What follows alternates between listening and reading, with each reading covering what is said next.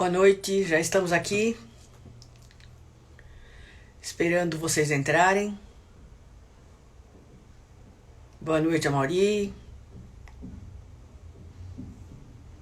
Boa noite, Marisa, Tatiana. Que bom que chegaram. Vamos, a Elô também, muito bem. Douglas, Vana. Oi, Vana, tudo bom, amiga? Vamos, então, conversar um pouquinho, né? Vou esperar o povo chegar até que a gente possa iniciar. Vamos falar um pouquinho das necessidades da casa e do nosso lar. Oi, Paula, oi, Ana, Elcio. A gente vai falar então um pouquinho das necessidades da casa, né, nos avisos que vamos dar. Depois vamos fazer a prece de abertura, conversar um pouquinho, receber as perguntas, responder as perguntas e fazer depois a prece de encerramento com a sustentação. Vamos esperar que esse encontro seja bastante importante para todos nós, porque nós sabemos que o Caminho da Luz está fisicamente com as suas portas fechadas, mas apenas fisicamente, porque nós sabemos que a espiritualidade não está parada. A espiritualidade trabalha incessantemente em prol de todos nós que necessitamos, trabalhadores, alunos, assistidos, frequentadores, toda a família Caminho da Luz e todos aqueles irmãos que precisam, de alguma maneira, de ajuda, não é? Então é importante que a gente saiba disso. E é importante também que a gente se prepare para o sono, porque à noite, quando nós dormimos, o espírito não fica no corpo, ele sai, nós sabemos disso, não é? E somos cuidados, tratados amorosamente pelos nossos benfeitores e também podemos ser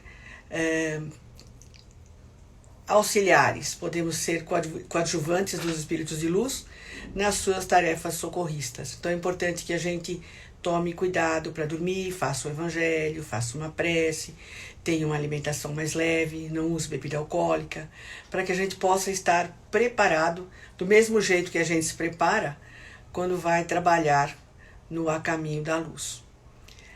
Nós temos também, agora nós teremos no encerramento também um passe à distância, e a gente sugere que vocês coloquem uma água para que ela também seja fluidificada. Podemos começar? Falta 1 minuto. Já temos bastante pessoas entrando. Bem, novamente, boa noite a todos, para aqueles que ainda não falei. E nós vamos então iniciar a nossa live com os avisos da semana, conforme fazemos lá no A Caminho da Luz, da mesma maneira, não é? Bem, nós estamos fechadas, conforme dissemos, fechados apenas nas portas físicas, porque nas portas espirituais estão abertas. E a casa espírita continua tendo suas necessidades, muitas necessidades. Temos um corpo de funcionários, temos contas que são mensais, e nós precisamos da colaboração de todos vocês, porque nós não temos nenhuma receita neste momento. Nós temos a livraria, a lanchonete, a loja, e como a casa está fechada, essas receitas também não estão vindo para nós, e nós precisamos muito de ajuda de vocês. Então, nós precisamos, na verdade, de 3 tipos de colaboração para o nosso lar e para o Caminho da Luz.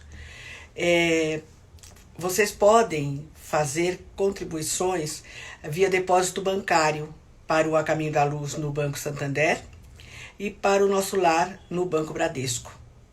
Vocês vão encontrar as agências e os números das contas no site e nas redes sociais.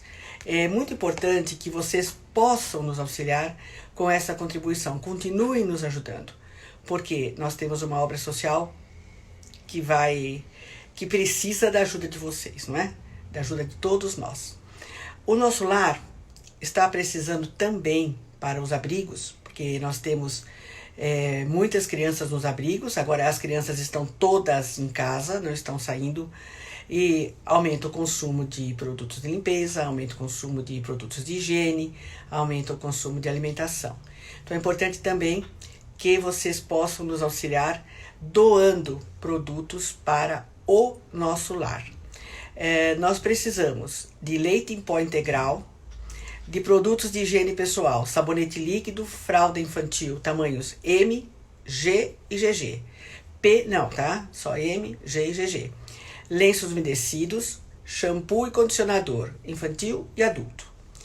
Também precisamos de material de limpeza, água sanitária, desinfetante, álcool gel 70, álcool líquido 70, sabão em pó, detergente, lisoforme, luvas de látex de procedimento não cirúrgico e máscaras descartáveis. Então, esses produtos deverão ser entregues na nova sede do nosso lar, na rua Managé, número 78, das 10 às 14 horas. Deixa eu conferir se fiz certo. Isso, das 10 às 14 horas. A responsável pelo recebimento dessas doações é a Márcia Sena, conhecida como Marcinha. E Marcinha, publica aí seu telefone, por gentileza, para que que as pessoas possam, se for necessário, contatar com você. É o 99486-4879. A entrega deve ser sempre nesse endereço da Rua Managé 78. Temos também uma terceira maneira de ajudar. É doando produtos para o Mercalar. Esses produtos do Mercalar não devem ser doados lá na Rua Managé.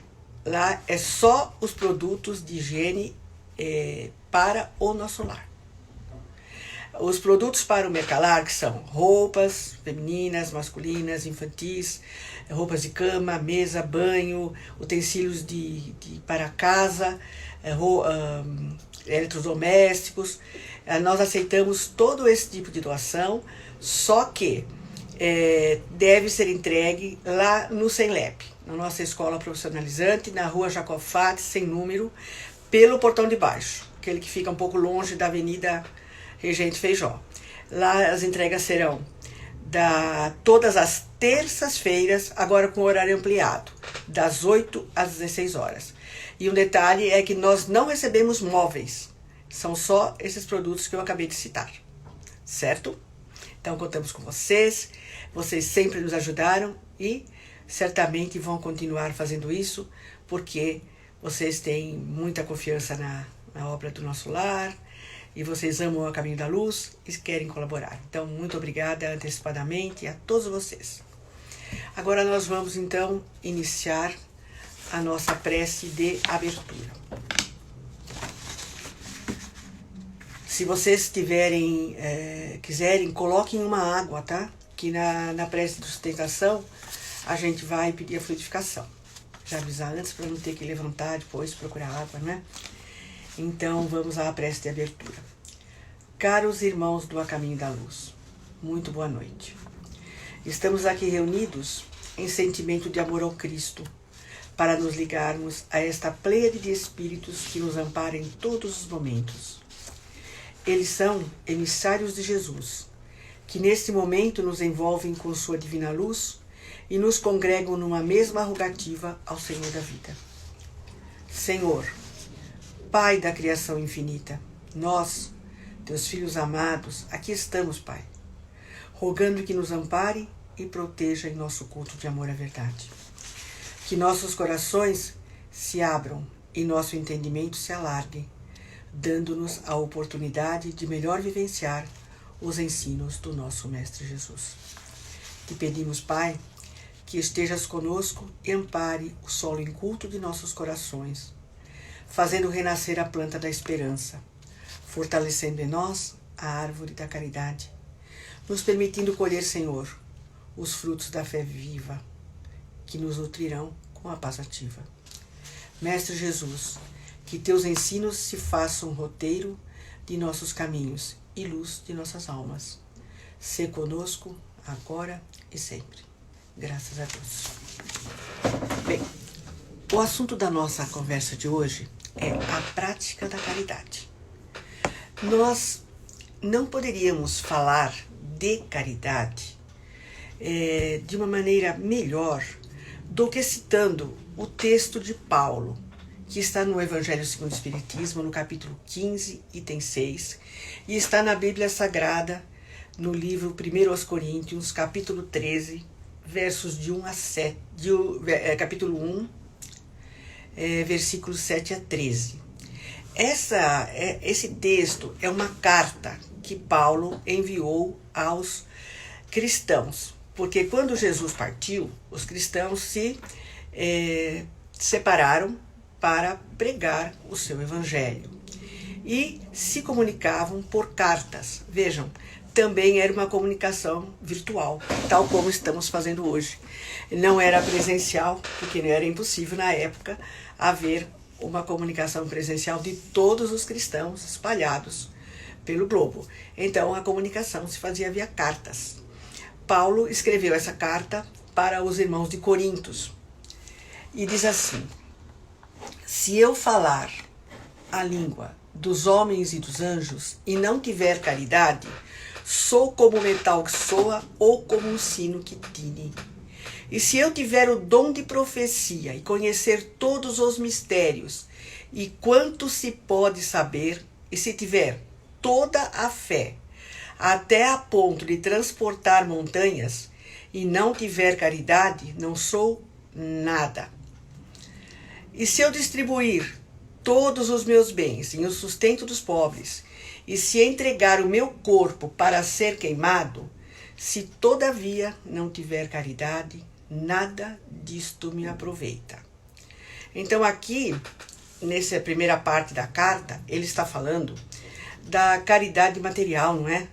Não adianta a gente praticar a caridade material se nosso coração não estiver repleto de amor. E aí, ele vem definir o que é a caridade. Vejam que definição perfeita.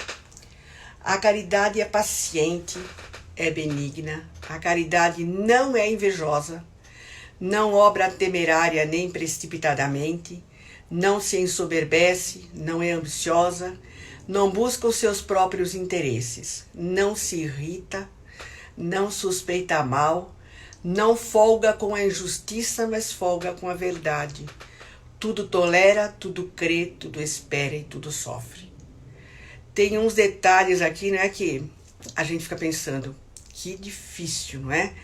Veja, não se irrita, tudo tolera, tudo crê, tudo espera, tudo sofre.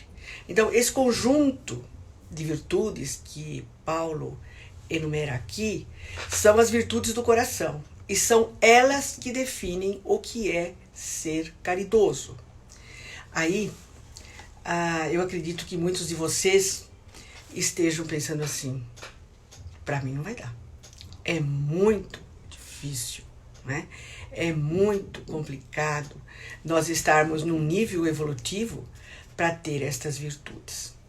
E para que a gente possa responder essa pergunta, não é se nós somos imperfeitos demais para sermos caridosos, eu vou contar um pouquinho a história de Paulo. A Rosa começou a falar de Paulo ontem, eu pensei até que ela fosse falar o capítulo 13, ela citou o capítulo 13, eu falei, ela vai falar o mesmo que eu vou falar amanhã. Mas depois ela foi para o capítulo 12. Então, para que a gente possa falar, entender como é possível isso, eu vou contar para vocês um pouquinho o exemplo de Paulo. Paulo, na época era Saulo, ele era um perseguidor dos cristãos. Ele era uma pessoa que defendia a lei mosaica com todo o seu empenho, com todas as suas forças. Ele era uma pessoa muito culta, ele era um judeu que tinha um estudo muito avançado para a época, era muito inteligente, e ele, no seu modo de entender, considerava que os cristãos estavam deturpando a lei mosaica, porque Jesus veio, não é, dizer que ele não vinha destruir a lei, mas ele iria adaptá-la, não é? Dizendo que eram 2 mandamentos, e assim sucessivamente. O que, no entender de Saulo na época, era uma deturpação da lei mosaica. E ele era, assim, um ferraz perseguidor dos cristãos. Havia mandado apedrejar Estevão, que era um discípulo de Jesus, um apóstolo, não é? E ele não se conformava, não concebia que existisse um grupo que fosse contrário à lei.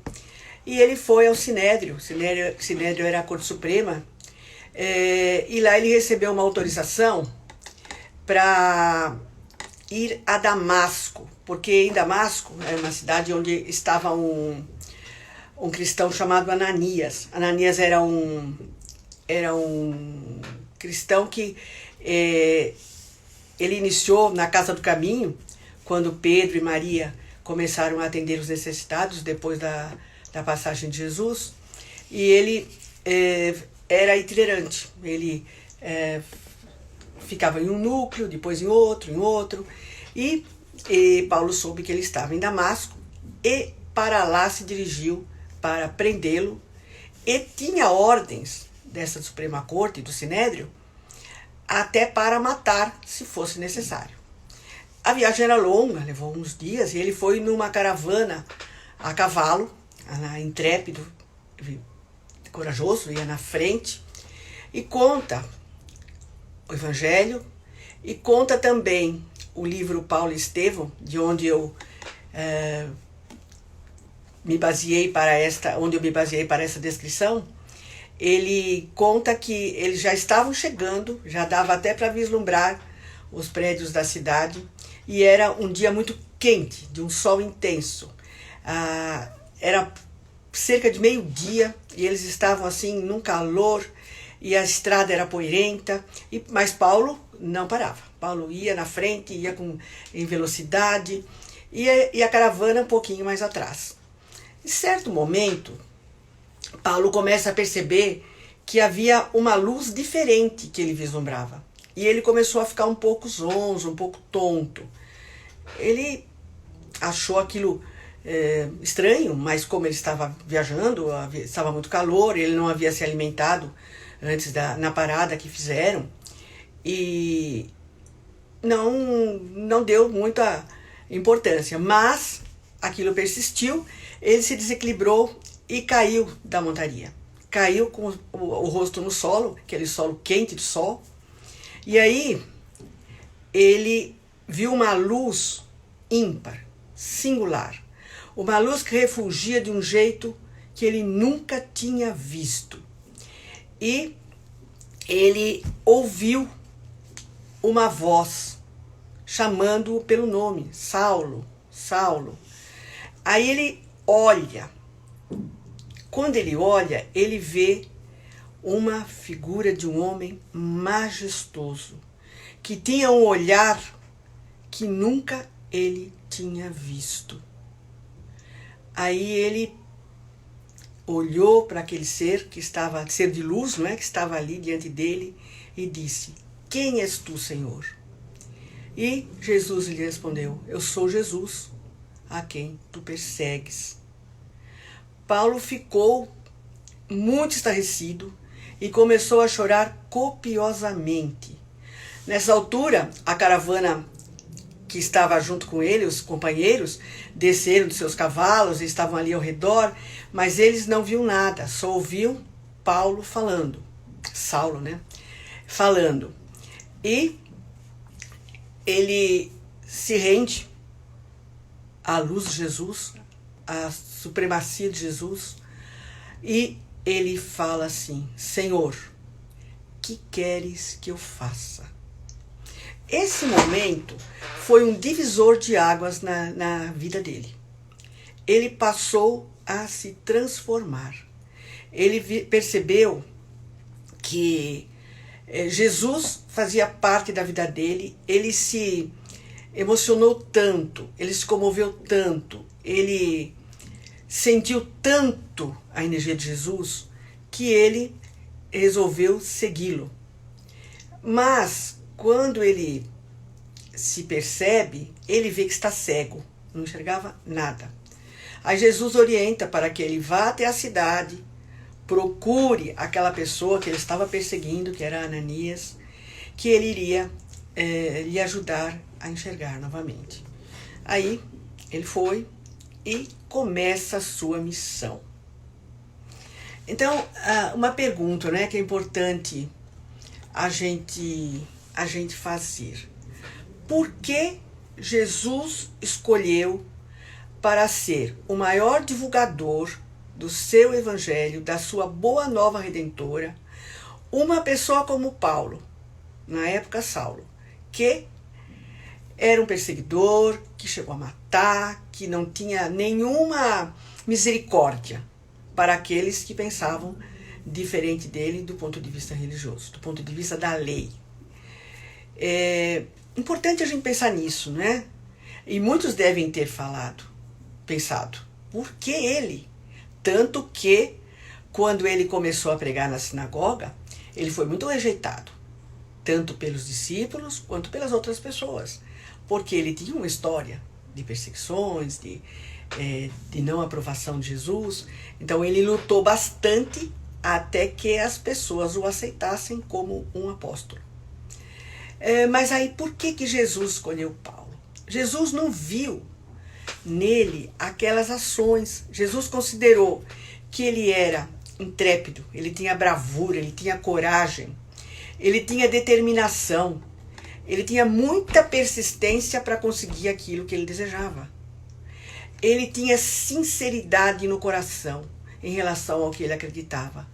O que ele acreditava, ele perseguia de um jeito, ele defendia de um jeito que, se fosse preciso, ele daria até a própria vida para defender.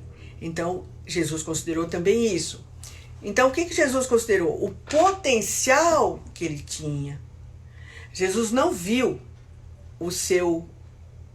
a sua vida só naquele aspecto de perseguidor. E, na verdade, Saulo, que após a conversão passou a se chamar Paulo, ele sempre teve na sua vida um foco. E esse foco era Jesus. Enquanto perseguidor, Jesus era seu foco. E depois, Jesus também continuou sendo o seu mestre, o seu Senhor, o seu guia maior.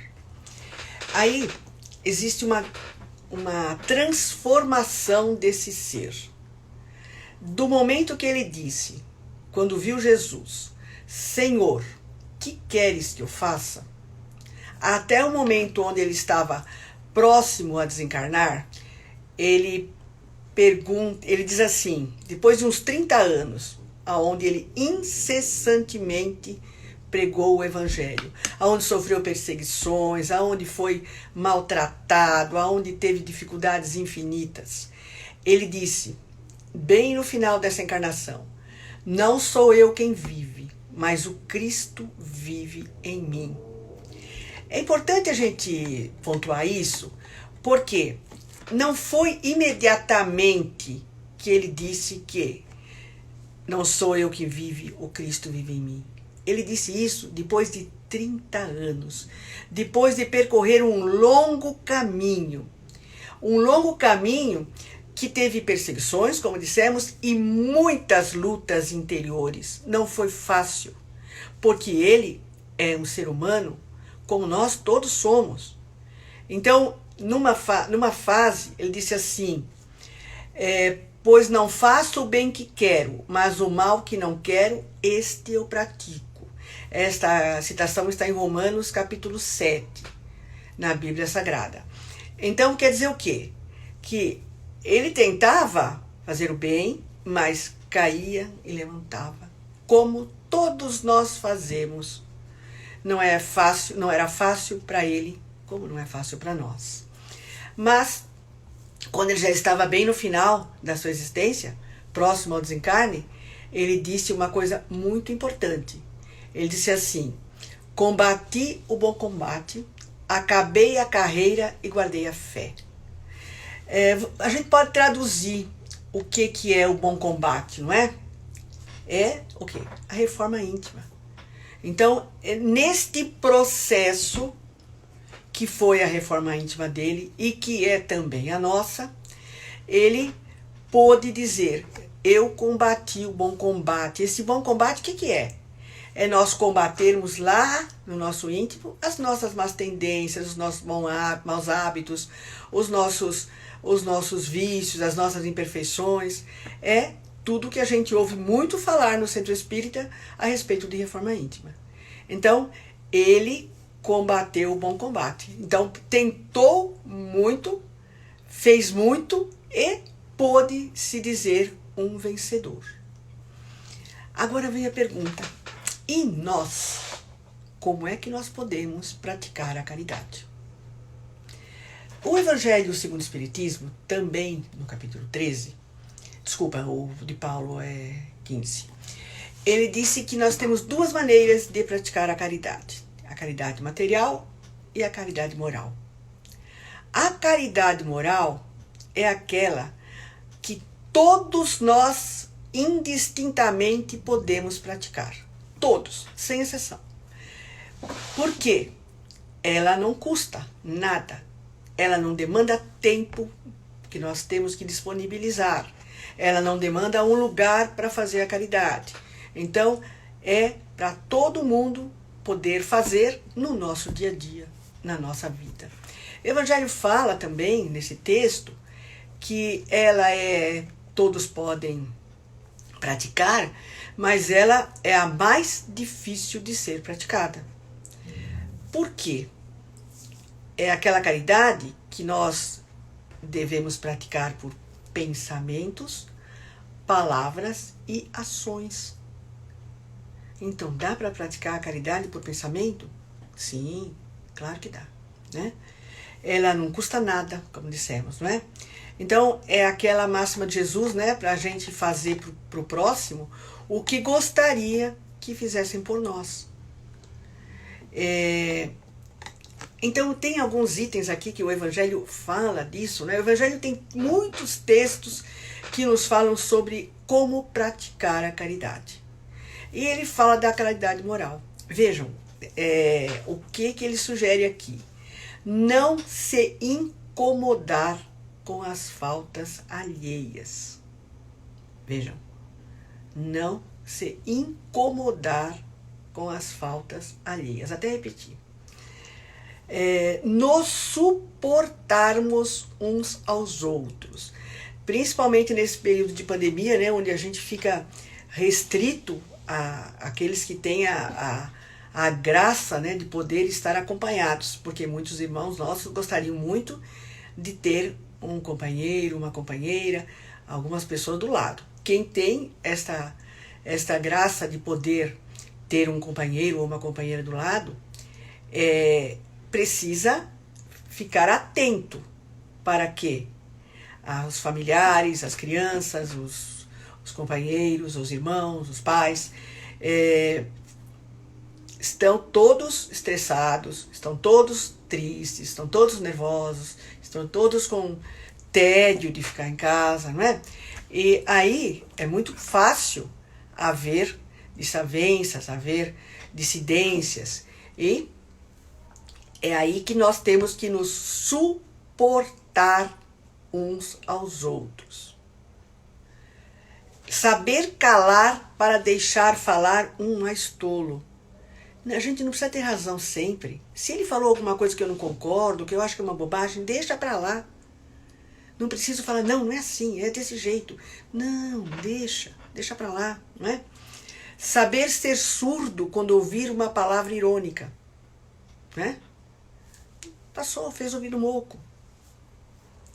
Não ver um sorriso desdenhoso daqueles que se julgam superiores a nós. Isso tudo, não é, que ele está falando aqui, nada mais é do que praticar a indulgências. Aí ele fala lá no primeiro item que é não se incomodar com as faltas alheias. E a indulgência é mais que isso. A indulgência é nem ver as faltas alheias, mas ainda nós estamos longe de não ver. Então, se vê, não comenta, não divulga, não precisa passar adiante aquilo que a pessoa fez de errado, que às vezes as pessoas erram, nós todos erramos, não é? Mas é importante isso, não é? Porque senão essa divulgação das faltas alheias se transforma em quê?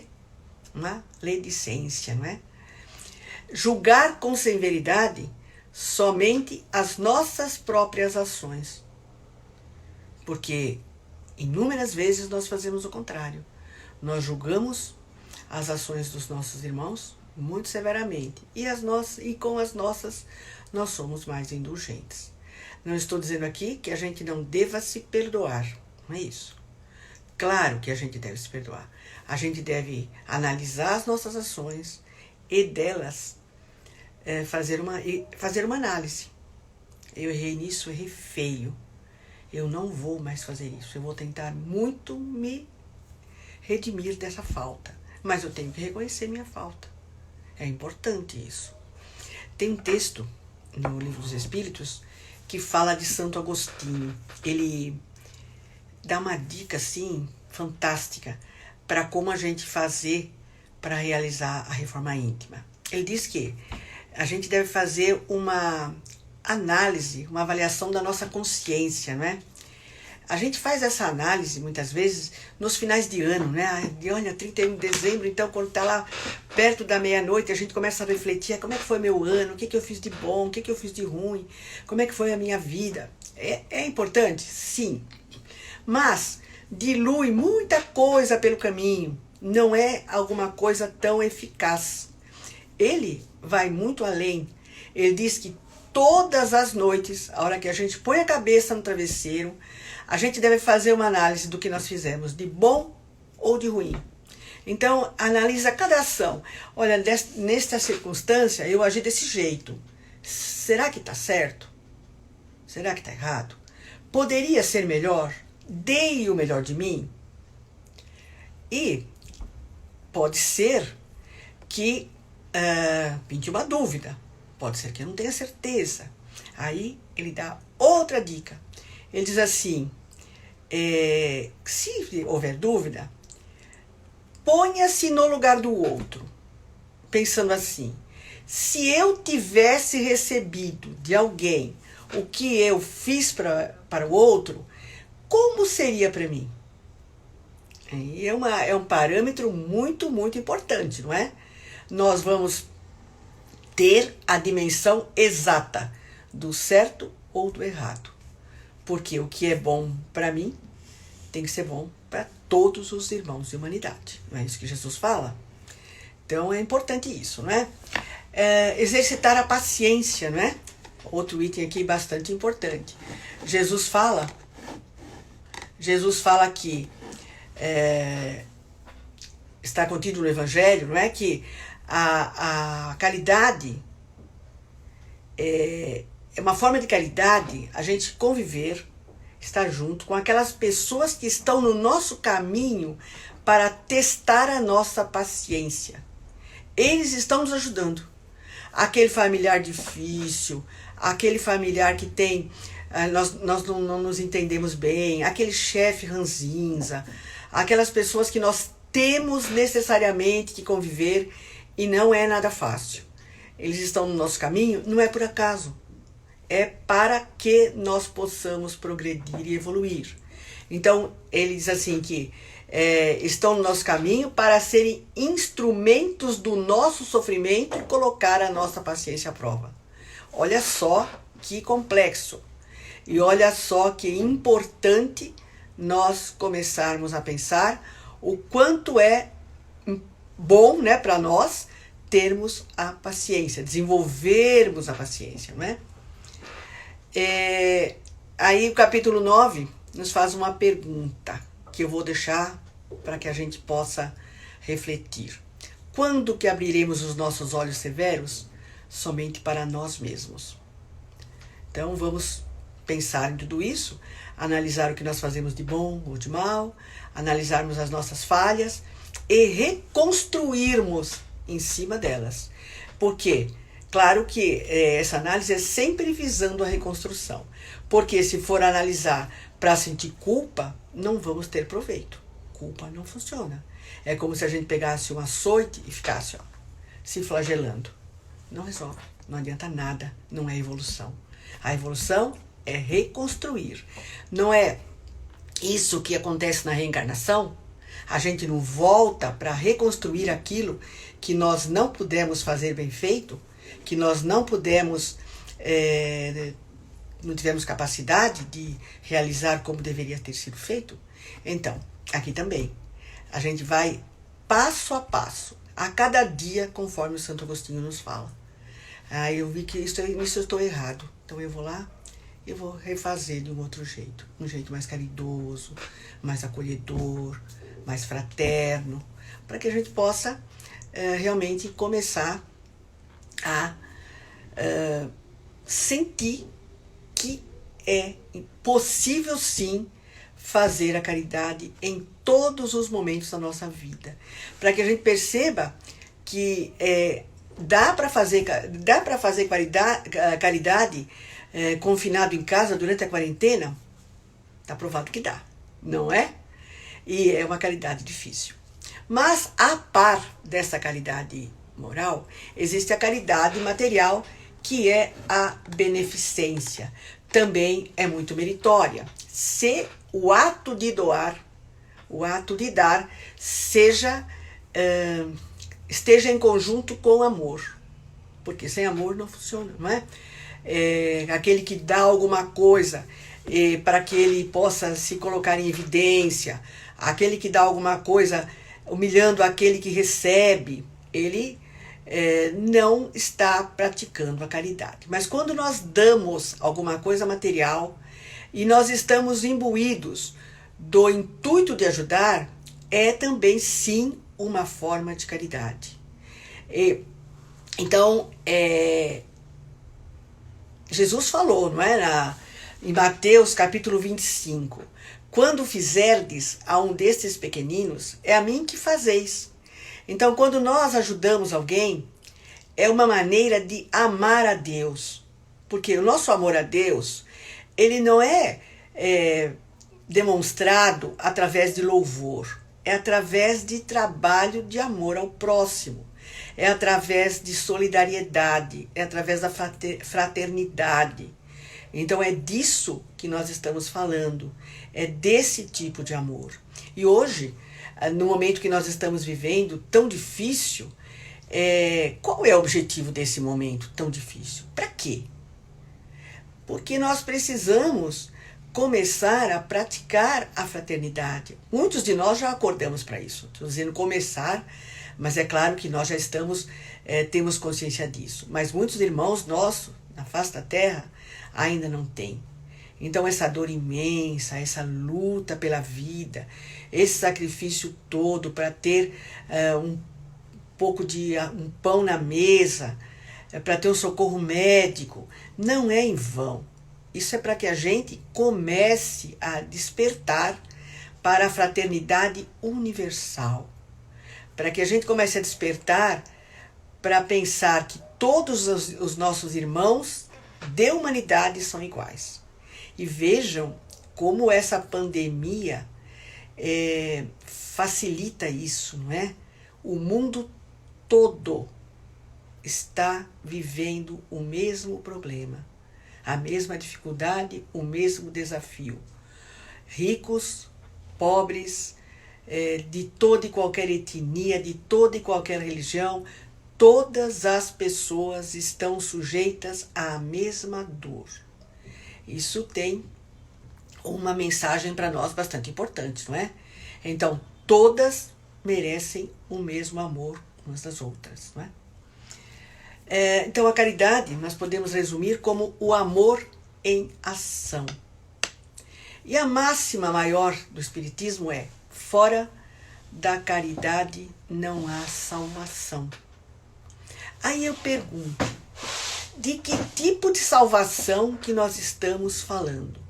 Será que nós estamos falando daquela salvação e quando a gente desencarna, a gente fica num lugar de delícias, num paraíso? Não é bem isso. Nós falamos da salvação de nós mesmos. Por quê? À medida que nós nos despojamos das nossas imperfeições, nós vamos nos salvando de nós mesmos. Nós vamos conquistando para nós uma evolução. E essa evolução, ela vai sempre nos trazendo benefícios. E ela é para todos, não é? Não há equívoco em relação ao amor do Pai.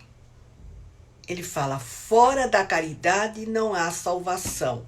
Ou seja, se você praticar isto que eu falei, desse jeito, você será salvo. Será salvo de todas as nossas imperfeições, do nosso orgulho, do nosso egoísmo, do nosso individualismo. Tudo isso vai dando lugar aos sentimentos mais nobres. E essas sementes desses sentimentos estão todas aqui no coração. Todas. Aguardando apenas o momento de fertilizarem, de florirem, de frutificarem. E é essa mensagem que a gente queria passar nessa noite, para que nós possamos refletir. Obrigada a todos por me ouvirem. Nós temos algumas perguntas. Aqui temos vou começar a respondê-las, não é? Tem a pergunta da Luana Santos. Como o Espiritismo vê o suposto, chegados os tempos, da Bíblia? Então, a Bíblia fala disso, né? Mateus, no capítulo 25 em diante, ele fala disso, né? Ele fala que de todos os tormentos, né? Das dores que seriam passadas pela humanidade nessa transição planetária. A doutrina espírita fala muito disso, né? A Obras Póstumas tem um texto que se chama Regeneração da Humanidade. Ele dá ali um relato de como são chegados esses tempos. Ele fala assim que haverá o tempo em que as coisas serão tão nítidas para nós que nós vamos perceber que os tempos chegaram. Isso não vai ser por uma destruição do mundo, não vai ser por um terremoto, não vai ser por uma guerra, vai ser por meios naturais, não é? E vai ser homem a homem, um a um. Então, ele diz que os sinais dos tempos são estes, não é? Que espíritos que não vão poder ficar numa terra regenerada, eles estão reencarnando em outros mundos mais primitivos, aonde eles vão poder, com o seu conhecimento, com a sua inteligência, colaborar na evolução desses mundos. E na Terra irão ficar aqueles espíritos que têm intenção no bem. Não perfeitos, nenhum perfeito, mas aqueles que não querem mais praticar o mal. Esses espíritos não iriam sem luta.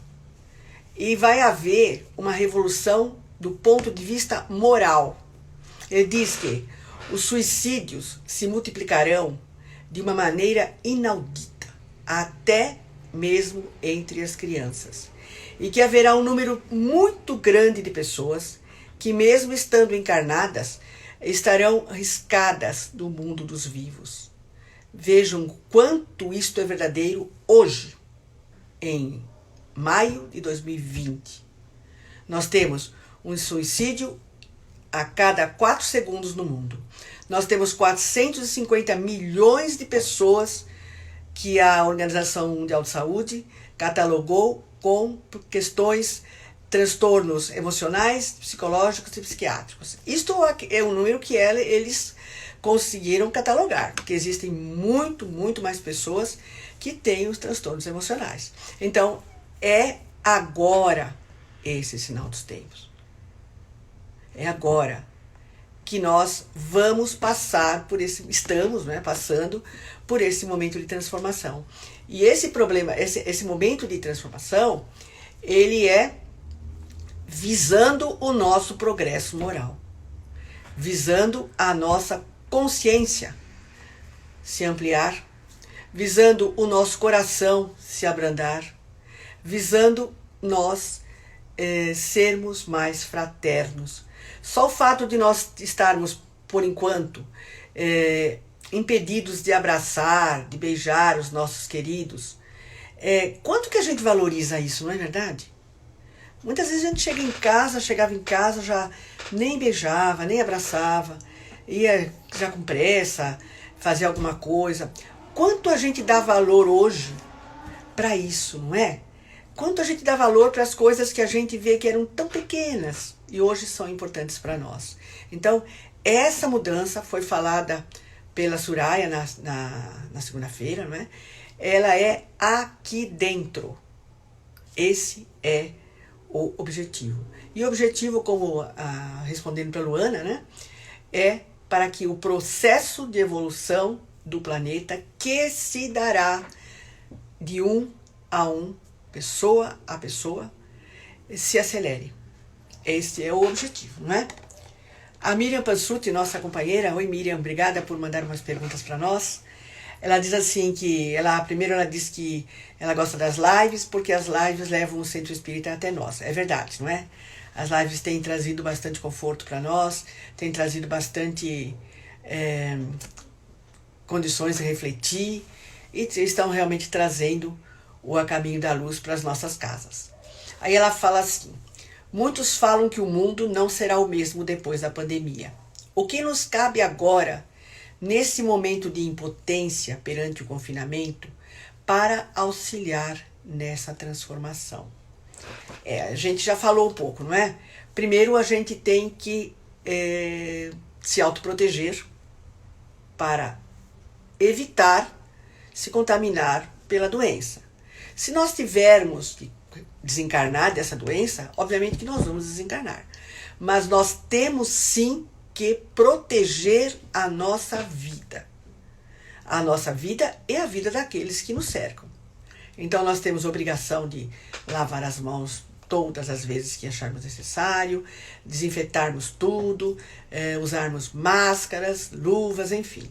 Todas as medidas de proteção nós devemos sim ter conosco e para com os outros,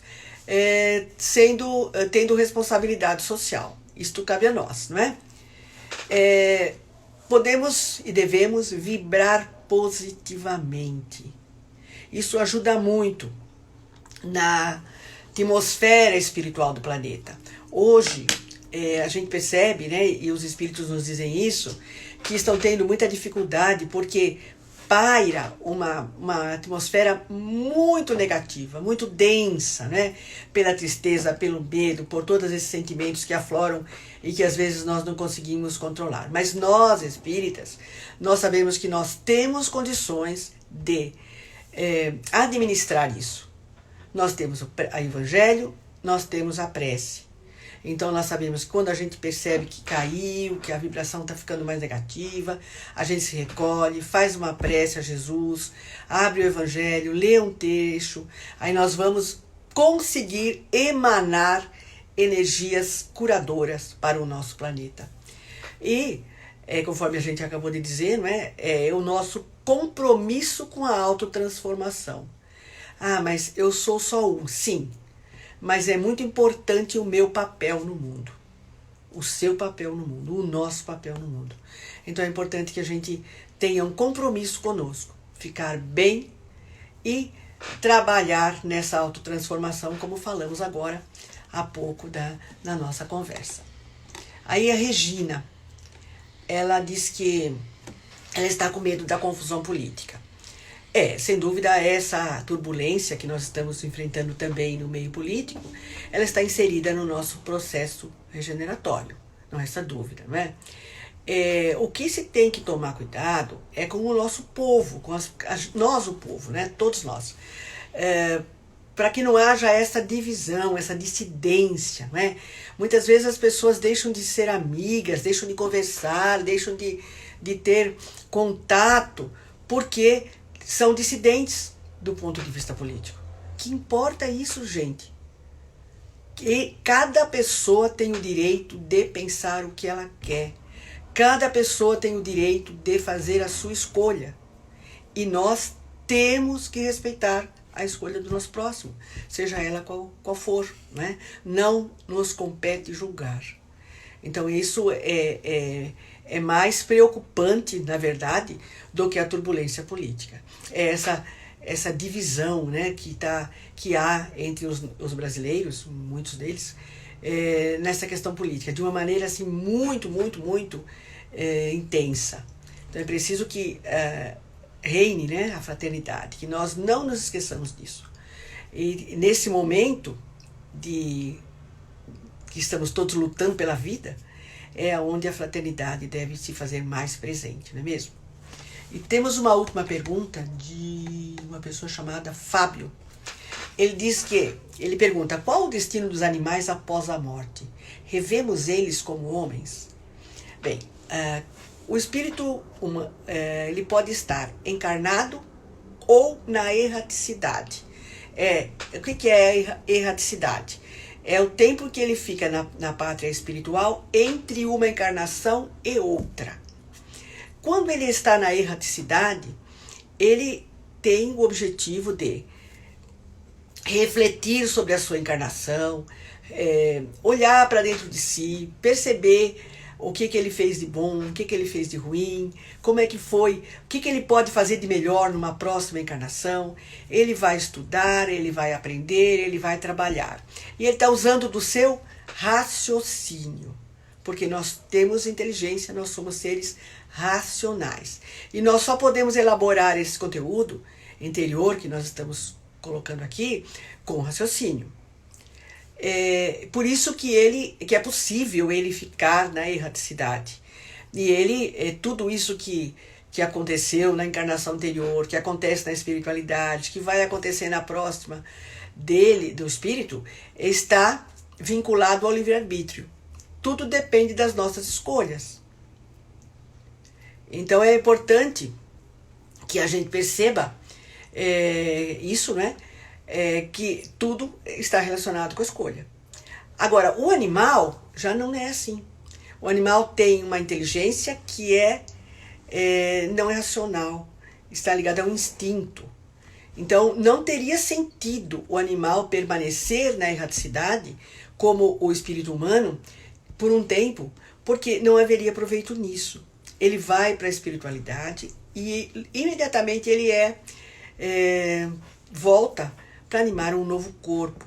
Então, Fábio, não dá para a gente encontrar um animal lá na espiritualidade como se fosse um espírito de um ser humano. Ele vai e volta rápido.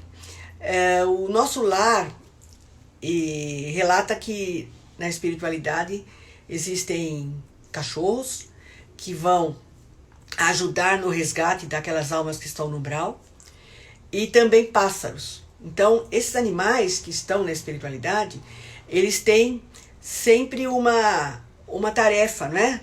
Os pássaros estão ali para dar beleza ao ambiente e os cachorros estão para ajudar no resgate daqueles irmãos que estão ali presos a situações muito difíceis na espiritualidade. Então é importante pensarmos que o nosso animal, ele foi e ele vai voltar depois, no momento dele, mas nós não vamos encontrá-lo lá como encontramos um amigo, como encontramos um ente querido, tá? Bem, encerradas as perguntas, nós temos ainda 10 minutos e nós vamos então fazer a nossa prece de encerramento e o passe coletivo. Só lembrando, mais uma vez, do preparo para dormir e do Evangelho, tá? A leitura do Evangelho. Ler o Evangelho todas as noites quando for dormir. Ler o Evangelho em todos os momentos em que se sentir fragilizado. E a prece também. E aqueles que já têm o hábito de fazer o Evangelho no lar, que continuem. E aqueles que ainda não têm, podem começar, que vão sentir certamente um refazimento, um abraço fraterno dos nossos irmãos espirituais e vão se sentir muito mais fortalecidos. Então é só um lembrete, tá? Então agora a gente vai fazer a nossa prece de encerramento. Então vamos nos unir em pensamento, agora fazendo desse momento sublime a nossa assistência espiritual. Não importa onde estejamos, nem a nossa posição. O que importa é que estejamos em pensamento, ligados aos amigos espirituais e que nos consagremos esse tempo em favor de nós mesmos. Vamos perceber que há uma suave melodia no ar, melodia do amor imenso de Jesus por cada um de nós. Ele vem com seus prepostos e adentra ao nosso ambiente, trazendo seu amor em forma de luz, que higieniza nosso lar e nos envolve em sensações de paz. Seus prepostos, que são os nossos amigos espirituais, vão nos envolvendo e direcionando fluidos de saúde e bem-estar em nosso corpo físico, tratando desde o alto de nossas cabeças até os nossos pés. Somos assim inteiramente tratados por esse passe de amor. Todas as nossas células se renovam e nossas funções físicas se refazem. Com imenso carinho, eles dirigem suas vibrações de amor ao nosso sistema emocional, fortalecendo as nossas emoções e os nossos sentimentos. E nos pedem agora que possamos alimentar os nossos pensamentos com otimismo, fé e esperança. Que possamos aproveitar a sublime oportunidade que o Pai amoroso está nos oferecendo de cultivar nossa paciência, nossa indulgência, nosso amor ao próximo e, sobretudo, eles nos rogam que olhemos para nós mesmos e façamos a descoberta da centelha divina que existe em nós e nos torna passíveis de aperfeiçoamento. Estes amigos espirituais agora trazem os elementos necessários à fluidificação de nossas águas e nos convidam a mantermos essa ligação com Deus e com o nosso Mestre Jesus em todos os momentos da nossa vida, em todos os nossos desafios. Assim, Pai, nós te agradecemos por mais este momento de amor que pudemos vivenciar ao teu lado e te pedimos que continues a nos guiar pelos caminhos da transição que ora atravessamos, para que saiamos dela como os pacificadores que herdarão a terra. Que assim seja, graças a Deus. Então, boa noite a todos, que tenhamos uma noite de comunhão com Jesus e que sejamos abençoados. Fiquem com Deus. Um beijo no coração para todos os nossos queridos amigos. Amo todos vocês.